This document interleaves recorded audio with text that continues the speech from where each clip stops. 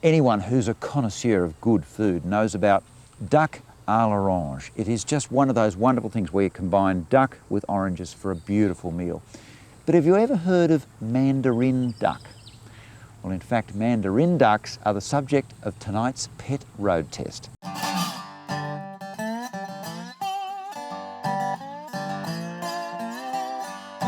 Now, as an aviary bird, how do you find them? Fantastic. They can live in quite a small aviary of about, I would say, 2 metres by 3 metres for a pair. They're not a dirty duck like a domestic duck, very clean. So they're not going to crap everywhere? No, very clean. They eat very little feed.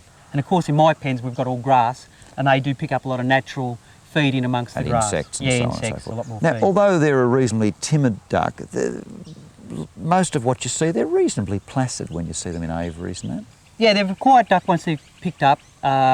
When I'm by myself and with this hat on, they recognise me. I always say birds recognise their owners, or they feed them more than the owner, and they take no notice of you.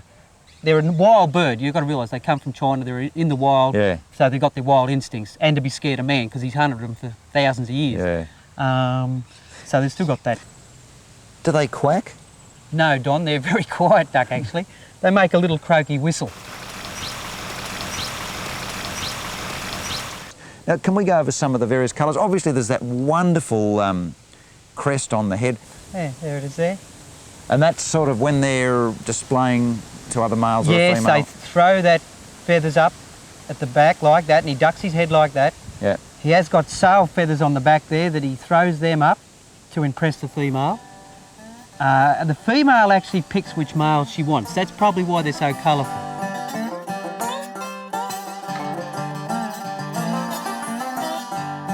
Now, I found that when I'm breeding things like peacocks and all the rest of it, having a lean season through the cooler months and then really bumping up the quality of the food into the breeding season really guarantees better fertility and everything else. And I follow that theory also. So how do you up the quality? What sort of things do they get? Through the non-breeding season, which is the winter time, we feed just wheat and corn and all the grains, and ad lib grass. But when we come up to the breeding season, we just completely cut all the grain off, and they've got to have a balanced diet, what we call grower crumbles.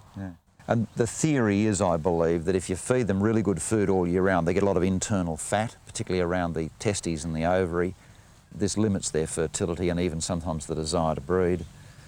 Bad results. Yes, I believe in that too. They do like to nest over water, or very close to water. It doesn't have to be a big volume of water, you could have just a little dish of water. Yep. And a pond, now is that big enough? That is more than adequate. The smaller ones are adequate. Because people think ducks like wet conditions. They don't. They like to have the option of water, but they live in the dry. That's correct.